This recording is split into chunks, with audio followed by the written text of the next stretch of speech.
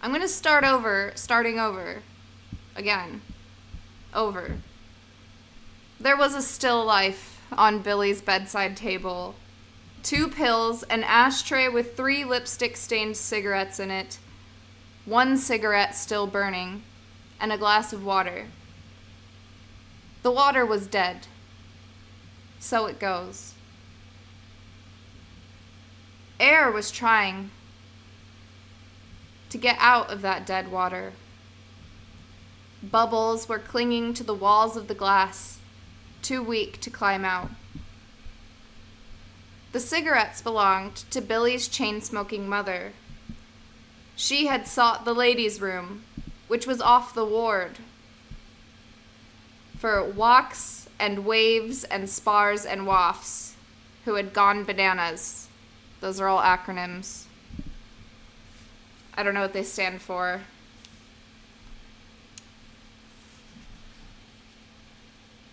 Who had gone bananas. She would be back any moment now. Billy covered his head with his blanket again. He always covered his head when his mother came to see him in the mental ward. Always got much sicker until she went away. It wasn't that she was ugly or had bad breath or a bad personality. She was perfectly nice, standard issue, brown-haired, white woman with a high school education. She upset Billy simply by being his mother. She made him feel embarrassed and ungrateful and weak because she had gone to so much trouble to give him life and to keep that life going. And Billy didn't really like life at all. Billy heard Elliot Rosewater come in and lie down. Rosewater's bed springs talked a lot about that. Rosewater was a big man, but not very powerful. He looked as though he might be made out of nose putty. And then Billy's mother came back from the ladies' room, sat down on a chair between Billy's and Rosewater's bed. Rosewater greeted her with melodious warmth, asked how she was today. He seemed delighted to hear that she was fine. He was experimenting with being ardently sympathetic with everybody he met. He thought that it might make the world a slightly more pleasant place to live. He called Billy's mother dear. He was experimenting with calling everybody dear. Someday, she promised Rosewater, I'm going to come here and Billy is going to uncover his head. And do you know what he's going to say? What's he going to say, dear? He's going to say, hello, Mom, and he's going to smile. He's going to say, gee, it's good to see you, Mom. How have you been? Today could be the day. Every night I pray. That's a good thing to do. People would be surprised if they knew how much in this world was due to prayers. You never said a truer word, dear. Does your mother come to see you often? My mother is dead, said Rosewater. So it goes. I'm sorry. At least she had a happy life as long as it lasted. That's a consolation anyways. Yes. Billy's father is dead, you know, said Billy's mother. So it goes. A boy needs a father. And on it went. That duet between the dumb praying lady and the big hollow man, who is so full of loving echoes.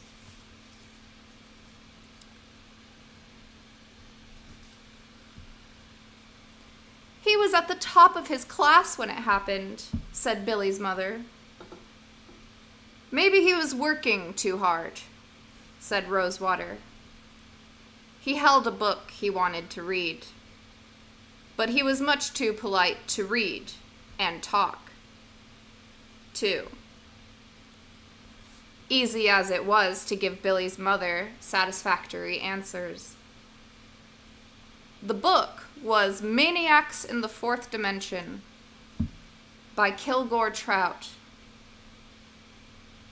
It was about people whose mental diseases couldn't be treated because the causes of the disease were all in the fourth dimension. And three-dimensional earthling doctors couldn't see those causes at all, or even imagine them. One thing Trout said that Rosewater liked very much was that there really were vampires and werewolves and goblins and angels and so on, but that they were in the fourth dimension. So was William Blake, Rosewater's favorite poet, according to Trout. So were heaven and hell.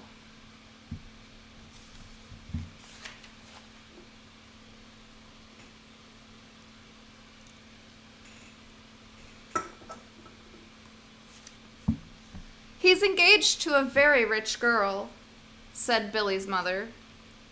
That's good, said Rosewater. Money can be a great comfort sometimes. It really can. Of course it can. It isn't much fun if you have to pinch every penny till it screams. It's nice having a little breathing room. Her father owns the optometry school where Billy was going. He also owns 6 offices around our part of the state. He flies his own plane and has a summer place up in Lake George. That's a beautiful lake. Billy fell asleep under his blanket. When he woke up again, he was tied to the bed in the hospital back in prison. He opened one eye, saw poor old Edgar Derby reading The Red Badge of Courage by candlelight.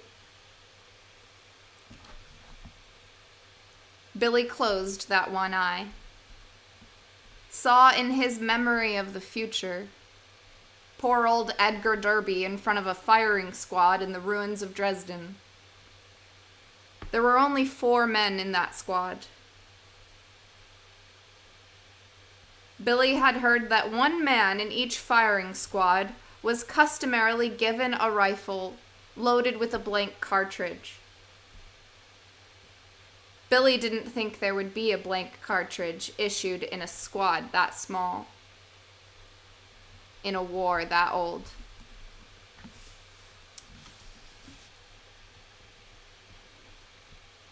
Now the head Englishman came into the hospital to check on Billy. He was an infantry colonel captured at Dunkirk.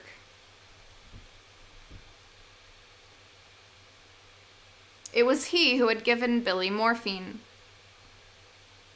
There wasn't a real doctor in the compound, so the doctoring was up to him. "How's the patient?" he asked Derby. "Dead to the world. But not actually dead. No." How nice to feel nothing and still get full credit for being alive. Derby now came to lugubrious attention. No, please, as you were. With only 2 men for each officer and all the men sick, I think we can do without the usual pageantry between officers and men. Derby remained standing. "You seem older than the rest," said the colonel. Derby told him that he was 45. which was 2 years older than the colonel. The colonel said that the other Americans had all shaved now, that Billy and Derby were the only two still with beards. And he said, "You know, we've had to imagine the war here, and we have imagined that it was being fought by aging men like ourselves. We had forgotten that wars were fought by babies. When I saw those freshly shaved faces, it was a shock. My God, I said to myself, it's the children's crusade."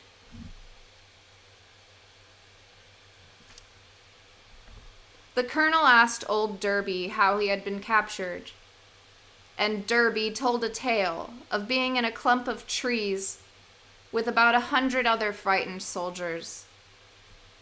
The battle had been going on for 5 days. The 100 had been driven into the trees by tanks. Derby described the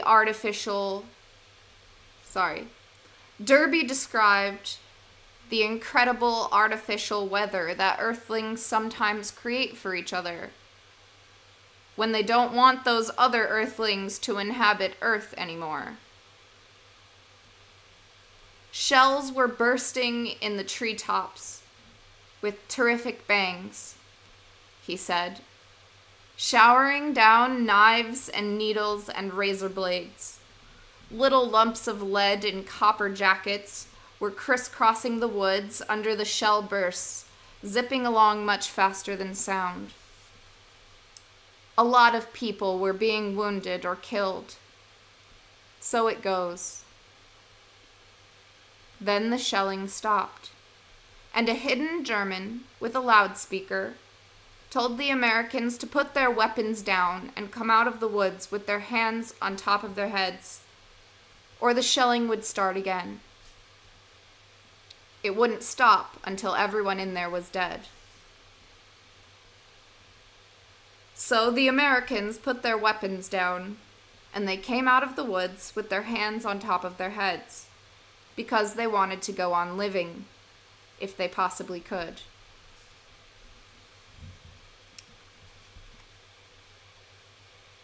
Billy traveled in time back to the Veterans Hospital again. The blanket was over his head. It was quiet outside the blanket. "Is my mother gone?" said Billy. "Is my mother gone?" said Billy. "Yes." Billy peeked out from under his blanket. His fiancée was out there now, sitting on the visitor's chair.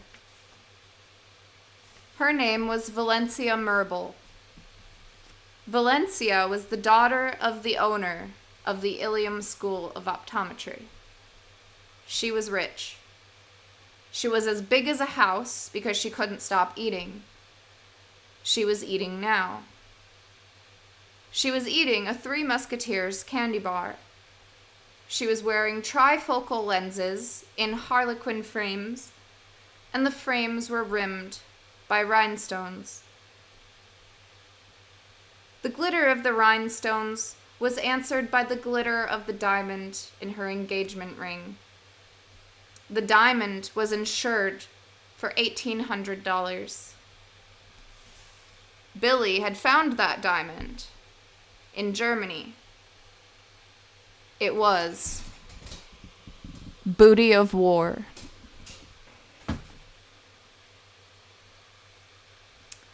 Billy didn't want to marry ugly Valencia. She was one of the symptoms of his disease. He knew he was going crazy when he heard himself proposing marriage to her, when he begged her to take the diamond ring and be his companion for life.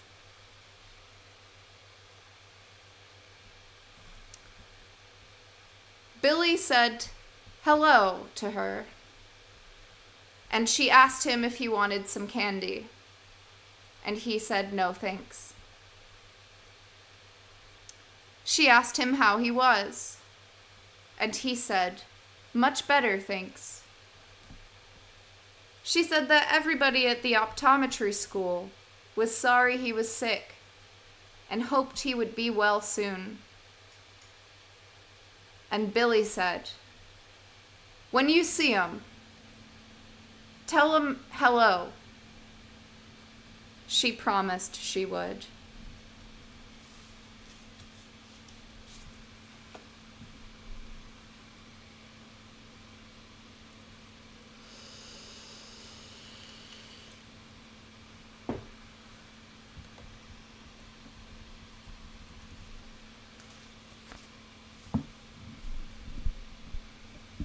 If you see her, tell my wife I said hello.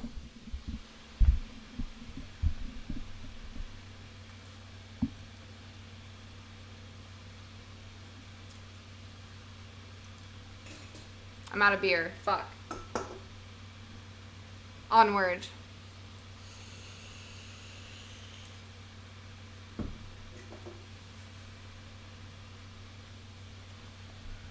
She asked him if there was anything she could bring him from the outside, and he said, "No, I have just about everything I want." "What about books?" said Valencia. "I'm right next to one of the biggest private libraries in the world," said Billy, meaning Elliot Rosewater's collection of science fiction. Rosewater was on the next bed, reading, and Billy drew him into the conversation. Asked him what he was reading this time. So Rosewater told him. It was The Gospel from Outer Space by Kilgore Trout. It was about a visitor from outer space, shaped very much like a Tralfamadorian, by the way. The visitor from outer space made a serious study of Christianity to learn, if he could, why Christians found it so easy to be cruel. He concluded that at least part of the trouble was slipshod storytelling in the New Testament. He supposed that the intent of the Gospels was to teach people, among other things, to be merciful, even to the lowest of the low. But the Gospels actually taught this: before you kill somebody, make absolutely sure he isn't well connected. So it goes. The flaw in the Christ stories, said the visitor from outer space, was that Christ, who didn't look like much, was actually the son of the most powerful being in the universe. Readers understood that. So, when they came to the crucifixion, they naturally thought, and Rosewater read out loud again, "Oh boy, they sure picked the wrong guy to lynch that time." And that thought had a brother. There are right people to lynch. Who? People not well connected. So it goes.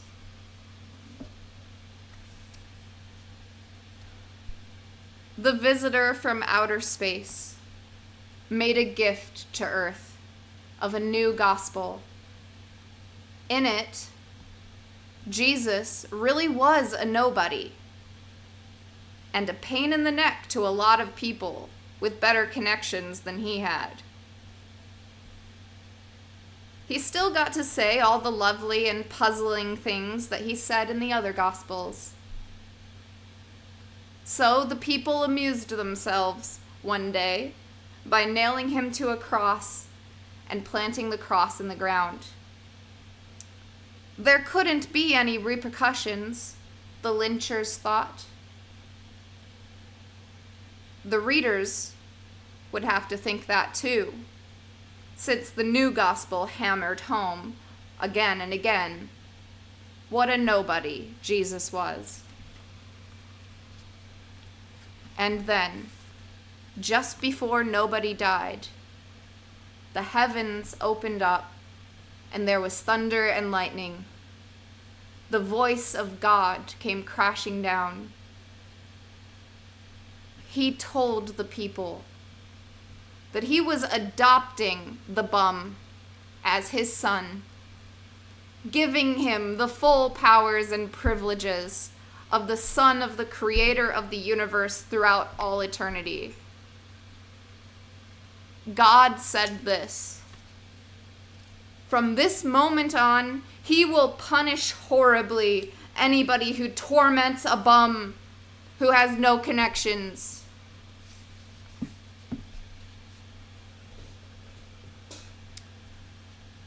Billy's fiancée had finished her Three Musketeers candy bar. Now she was eating a Milky Way. "Forget books," said Rosewater, throwing that particular book under his bed. "The hell with them." "That sounded like an interesting one," said Valencia.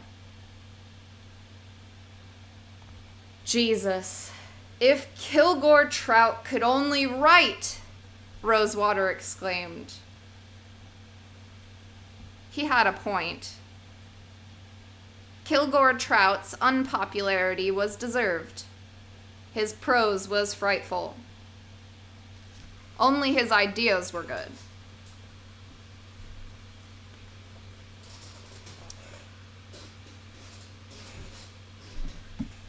"I don't think Trout has ever been out of the country," Rosewater went on.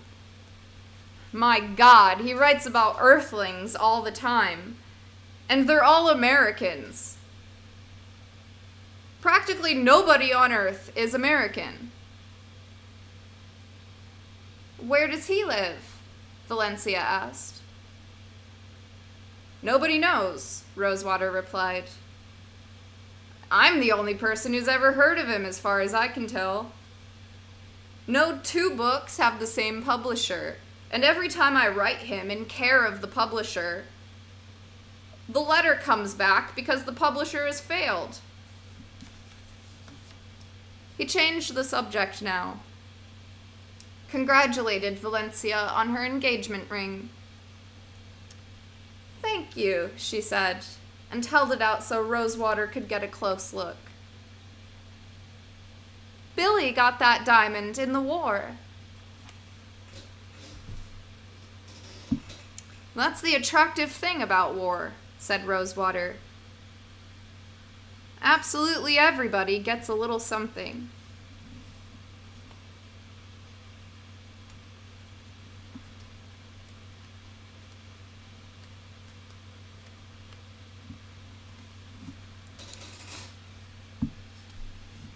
With regard to the whereabouts of Kilgore Trout, he actually lived in Ilium, Billy's hometown, friendless and despised. Billy would meet him by and by. "Billy," said Valencia Merble. "You want to talk about our silver pattern?" "Sure. I've got it narrowed down pretty much to either Royal Danish or Rambler Rose." "Rambler Rose," said Billy. "It isn't something that we should rush into," she said. "I mean, whatever we decide on, that's what we're going to have to live with for the rest of our lives."